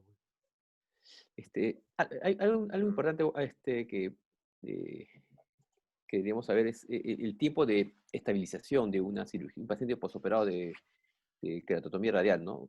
¿Cuánto tiempo espera que un paciente que ha sido operado, que ha sido operado previamente keratotomía radial y ya has operado de FACO, tú esperas que se estabilice la refracción? Álvaro. Normalmente ¿Puedo contestar, doctor? sí, Sí, o sea, yo había leído unos artículos que, bueno, espera más o menos entre 4 a 8 meses, que es el rango en el cual se puede ya dar la estabilidad de la biomecánica corneal, que ese es el tiempo promedio en que se debe esperar, ¿no?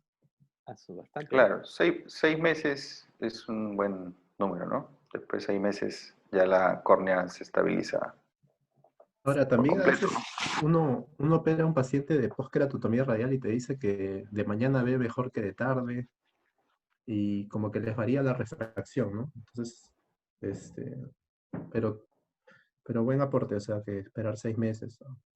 Lo usual, claro, lo usual son 2 meses. Generalmente 2 meses es el tiempo que dura la hipermetropización postoperatoria. Pero pues hay casos que han durado más tiempo, ¿no? Entonces 2 meses es el tiempo que uno espera que el paciente ya uno podría hacer una refracción, ¿no? Pero si todavía, sí, va a depender del número de incisiones, si las incisiones están abiertas, va a depender mucho de eso, ¿no? Porque eso hace que es como que otra vez se hubiera operado recién de keratotomía radial y que la córnea se ha aplanado nuevamente y tiene que volver a estado normal, ¿no? Claro, eso, la variación diurna es diferente, sí es verdad, ¿no? En la mañana la córnea más plana y en la noche la córnea más curva, ¿no? En pacientes operados de keratotomía radial. ¿Puedo dar un Sí, comentario? sí, doctor. Sí, doctor. Esa variación diaria depende de la presión intraocular y una de las formas de mejorar el asunto es tratando de estabilizar la presión intraocular, aunque aparentemente no la tenga aumentada. Y en segundo lugar, en el Perú existe algo que no existe en Brasil. Pacientes con queratotomía radial pueden no vivir en Lima o en la costa, pueden vivir en la sierra. Y en la sierra van a tener una refracción completamente diferente que en la costa, precisamente por las variaciones de la presión atmosférica y la presión intraocular a nivel de la córnea. Así que hay que tener cuidado con eso, que un resultado en la costa puede no ser el mismo en la sierra. Doctora, ¿y usted tiene experiencia con la cirugía del presbión para el cálculo de lentes? No. Otro tipo de ablación. Bueno, muchas gracias, doctor Arce. A ver, Waldo estaba levantando la mano. Waldo, Sí, sí, Waldo sí, creo que ya está con comentario. el micrófono Ah, activado. sí, sí, muchas gracias. Muy bien. Sí, justamente quería Buenas aprovechar noches, Waldo. sí, buenas noches a todos. Muchas gracias por darme la palabra. Justamente quería aprovechar la presencia del doctor Arce para que me despeje esa duda, ¿no? Porque en realidad la técnica del presbión consiste en que el ojo dominante digamos, tiene la visión de lejos y un poco más hacia cerca, o sea, es como un EDOF, es un rango extendido, ¿no? Y el ojo no dominante es para cerca y un poco más para lejos, o sea, tiene a nivel intermedio, se superponen. Y esto hace, digamos, de que tenga, bueno, aparte de las ventajas de no tener esos halos en los anillos e incluso para pacientes de glaucoma se podría estar mejor indicado que los lentes multifocales. Pero la consideración ahí, ¿no? Y la duda mía era qué tipo de lente con respecto a la esfericidad o la aberración esférica se debería usar, ¿no? Finalmente, cuando uno decide operar a estos pacientes, al ojo dominante, pues le tengo que dejar un lente con un lente en cero, y al ojo no dominante con un lente con objetivo de menos 1,50 aproximadamente, ¿no? Entonces, bueno, ¿qué tipo de lente sería el más recomendable? Yo, bueno, estoy con esa duda. Igual todavía no tengo pacientes tengo recién unos pocos años de experiencia con esto, pero todavía no he tenido pacientes que he operado de catarata después de esta cirugía, ¿no? Para cerca es mejor tener aberración esférica positiva en micras. Eso significa de que tienes que medir la aberración esférica de la córnea antes de la operación dentro de lo posible. Pero como te dije, la esfericidad, sea por el factor Q o por el epsilon cuadrado, te da una idea muy buena de cuánto es la aberración esférica de toda la córnea. Tú puedes inferir un poco la aberración esférica de la córnea solo por la esfericidad de la superficie anterior, y cualquier plácido te va a dar esa esfericidad. Entonces, si tú tienes aberración esférica positiva en la córnea, ese ojo es mejor para cerca. Aberración esférica cero en la córnea, es una córnea asférica, prolata, ideal. Entonces, esa córnea es la mejor para lejos. Y eso es lo que yo hago normalmente. Yo descubro cuál es el ojo dominante cuando voy a hacer una monovisión, pero yo de todas maneras lo pruebo con el paciente. Yo le coloco un armazón de prueba y le pongo la refracción que le he encontrado. Yo no dependo de optómetra, aquí no existen optómetras, ¿ok? Y estamos muy felices así, con disculpas a ellos, pero yo le pongo el positivo para cerca en un ojo y lo hago ver de lejos, lo hago ver de cerca. Le pongo el positivo en el otro ojo, lo hago ver de lejos, lo hago ver de cerca.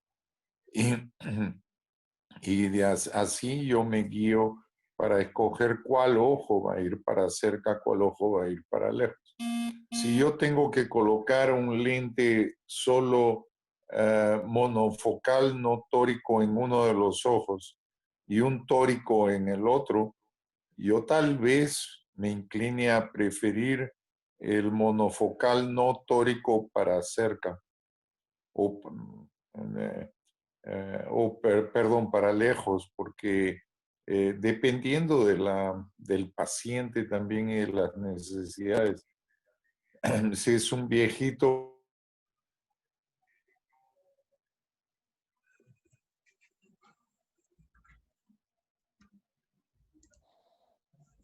¿Se escucha bien? No, se ha cortado la comunicación del doctor. Sí, se ha cortado.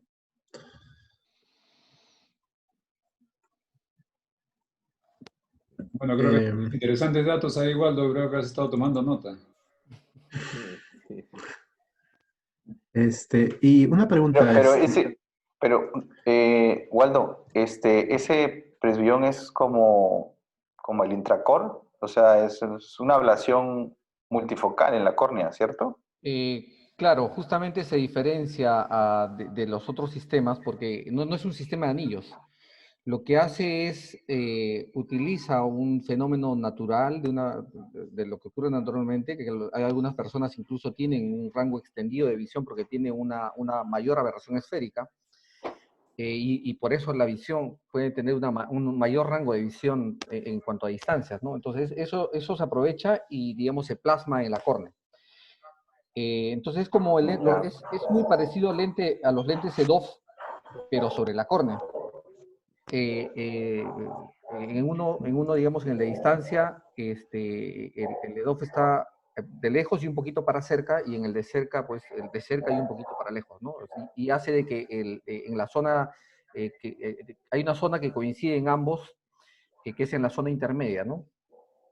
Y te da una mejor, digamos, visión tridimensional, te da menos de sensibilidad, o sea, no te reduce tanto la sensibilidad de contraste, así como los lentes intraoculares multifocales, por ejemplo, o las cirugías sobre la córnea multifocal, ¿no? Es diferente. Recuerdo un paciente que tuvo el intracor, que es la ablación multifocal, ¿no? Prácticamente en la córnea, y que, bueno, no estaba tan contento. ¿Por qué? Porque como este tipo de cirugías es como tú dices, colocarle un lente multifocal, pero en la córnea, es muy pupilo dependiente. Entonces, el Claro, paciente definitivamente. se quejaba mucho de halos, ¿no? De glare. Entonces, yo me imagino, yo digo, hacer un cálculo de lente en ese tipo de paciente que ya tiene esa ablación multifocal en la córnea debe ser sumamente difícil, ¿no? Entonces, pero si tiene otro sistema que no es, como te digo, una ablación multifocal, de repente sería menos, ¿no? Exactamente, en Menos eso, difícil de ¿no? justamente De hecho, eso es la ventaja de este método, ¿no? No hay una ablación multifocal. Utiliza un componente natural como la aberración esférica, solamente que la extiende, así como los lentes EDOF, de rango extendido, muy parecido, ¿Ese es pero de sobre la size? córnea. ¿El presbión es de size? Sí, es de size. bueno, interesante, ¿no? Porque de hecho, si definitivamente cuando tocamos la córnea ya cambiamos toda la anatomía normal del ojo, ¿no? Ya sea cualquier tipo de procedimiento, ¿no? Obviamente los más simples son el LASIK, el PRK, ¿no?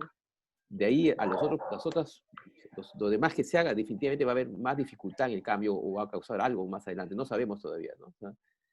Pero, bueno, obviamente el otro método, dice Álvaro, sí, pues definitivamente sí, era mucho más difícil y los cálculos han sido mucho más complicados, ¿no?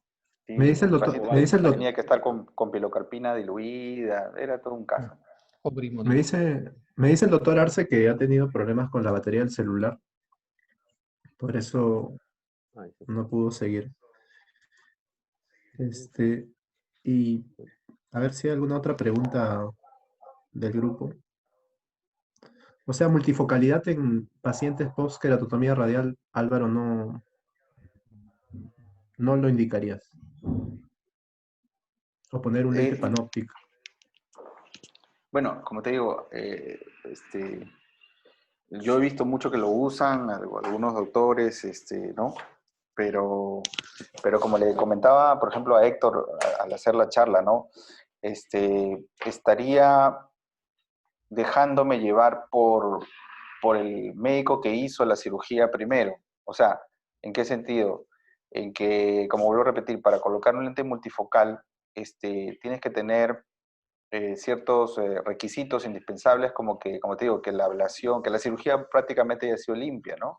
Buenos cálculos, todo eso, pero vemos en lo cotidiano que el 80, bueno, no tanto, poco de porcentaje, de cantidad, hay ablaciones descentradas, ¿no? Como te digo, queratotomías radiadas que no guardan simetría. Entonces, colocar un lente multifocal para mí siempre ha sido, en este tipo de pacientes, por lo menos yo no lo haría, ¿no? Son casos difíciles. Como te digo, sería un caso sumamente seleccionado, que no Bueno, tenga muchas aberraciones, ¿cierto? Que sea, pero para tal caso, en el caso que lo emplee, yo preferible le pondría un EDOF, ¿no? Pero, Ya que sí, no le pondría un Panoptix, ¿no? O sea, un EDOF, me parece, que no sé qué dirá el doctor Ruiz, pero me parece que sería lo más conveniente, ¿no? y mira, yo en realidad no le pondría multifocal a estos pacientes porque los cortes, en verdad, son cortes, eran cortes que se hacían, pues, y si tú ves la topografía, son muy asimétricas. Rara vez encuentras uno que es bien simétrico, bien hecho, ¿no? Lo único que haría eso sería un láser, sería lo único que podría hacer unas sesiones bien hechas.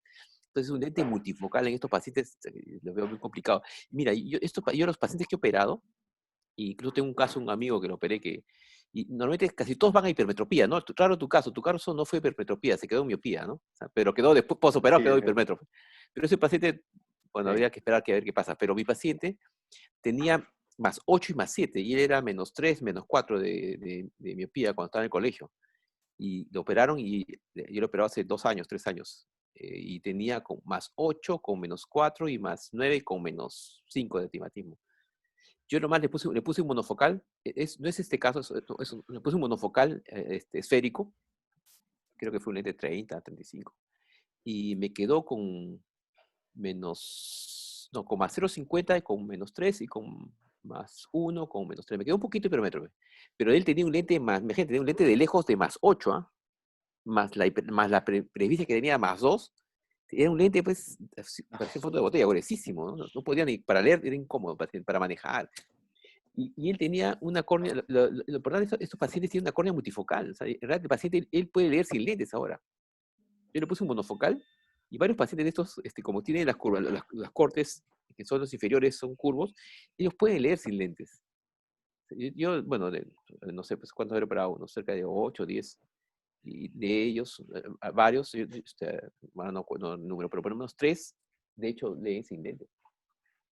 Pero el caso más marcado es el último que operé, que lee sin lentes.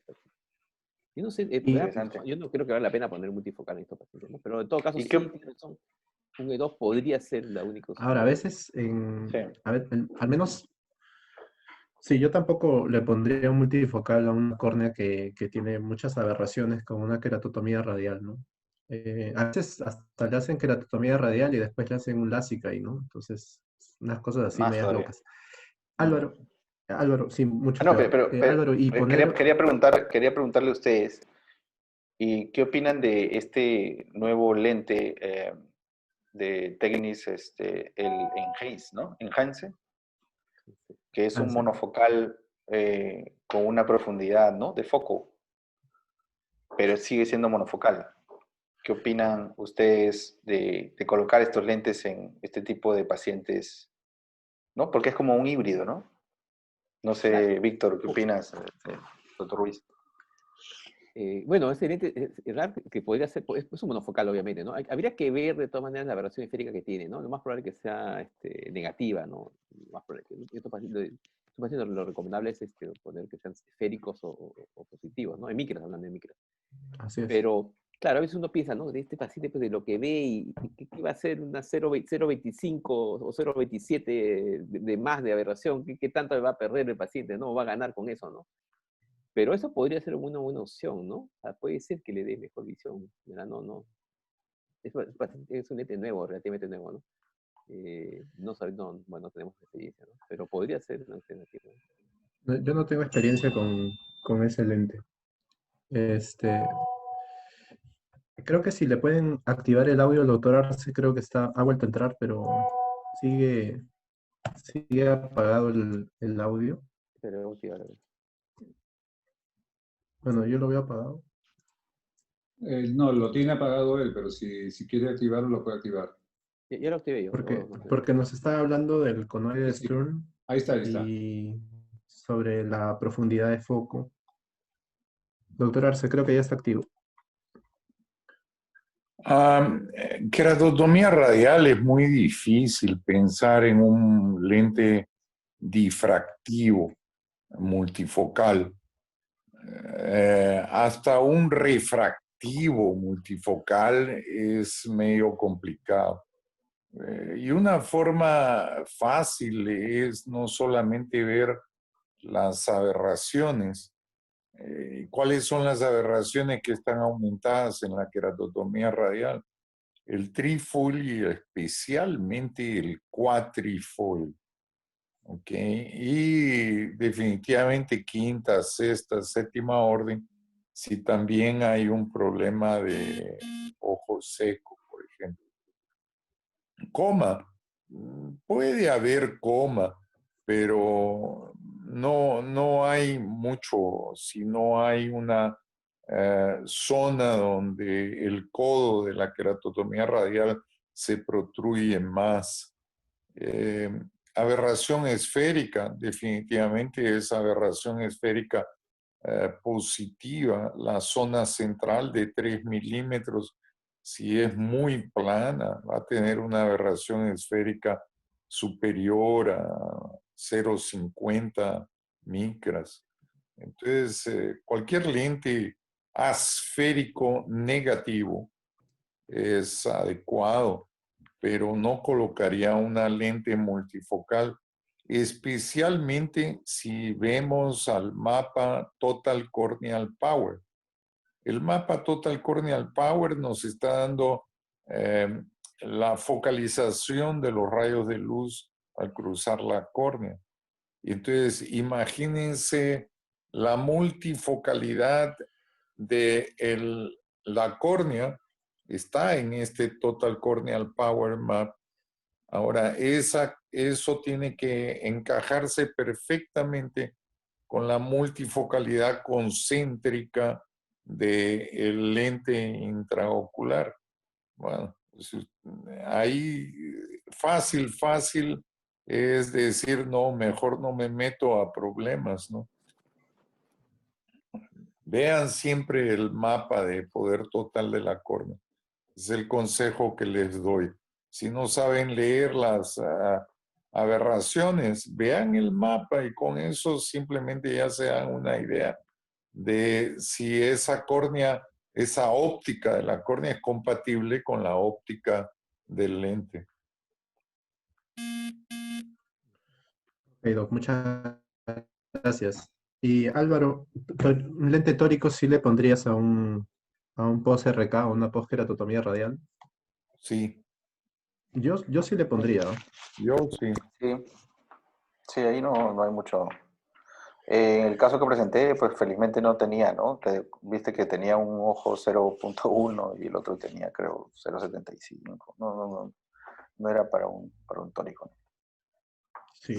O sea, que siempre tenía una córnea, tendría que ser una córnea algo regular, ¿no? O sea, no muy asimétrico. Los cortes tendrían que estar más o menos, porque si ustedes ven los cortes, es como que tuviera astigmatismos en cada corte, ¿no? Tendría que tener un patrón más o menos, porque, claro, lo importante son los 3 milímetros centrales, ¿no? Si los 3 milímetros Centralmente, ¿no? están, Nada más.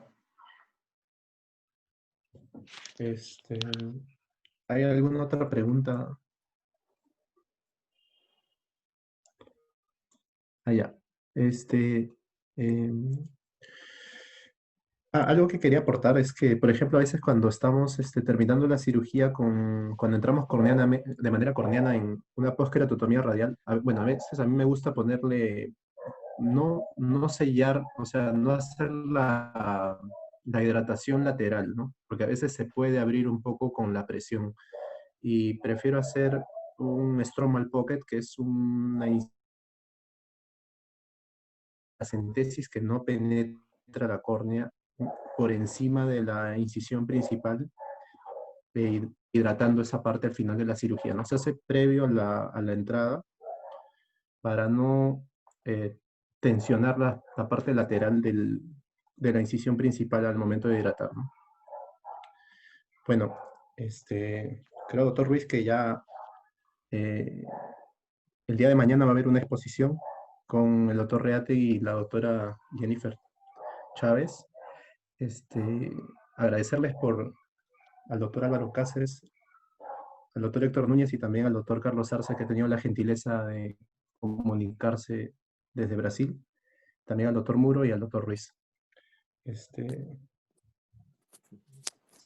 Sin más, agradecerles a todos por la participación. Sí, muchas gracias a todos. A ver, Álvaro, ¿alguna cosa más que quiera decir ya para dar por terminado la charla?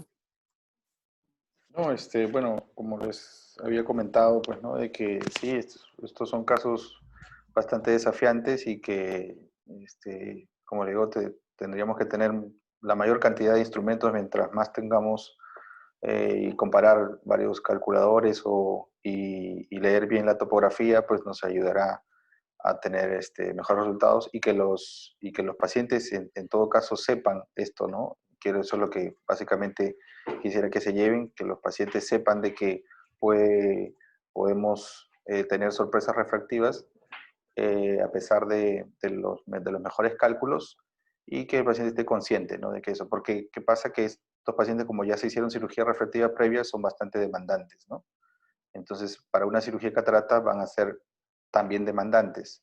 Y bueno, la buena relación médico-paciente es lo que nos salva en la mayoría de casos, ¿no?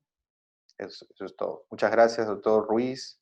Gracias al doctor Arce también por comunicarse y dar las experiencias del caso. Y gracias a Víctor también por todo. Bueno, muchas gracias.